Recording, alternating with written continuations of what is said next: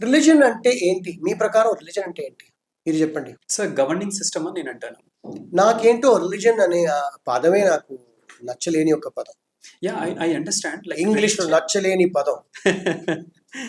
I understand like అంటే ఈ రోజుల్లో ఒక సెట్ ఆఫ్ పీపుల్ని ఐడెంటిఫై చేయడానికి they are using that word. ఇంతకుముందు ఏంటంటే ట్రైబ్స్ అని యూజ్ చేసేవాళ్ళు, ఇప్పుడు రిలీజన్ అని యూజ్ చేస్తున్నారు. And when it comes to or Hindutva అంటే దిస్ ఇస్ ధర్మ. వాళ్ళు ఏంటంటే వాళ్ళది మతం అంటే మతి నుంచి పుట్టింది అని అంటారు కదా, బట్ ధర్మ ఈజ్ లైక్ ఎటర్నల్.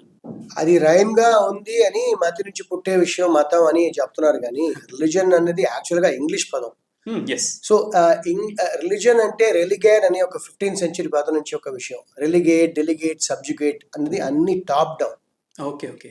ఇప్పుడు 15th century 11 to 15th century దాన్ని డార్క్ ఏజెస్ అంటారు యూరోప్‌లో.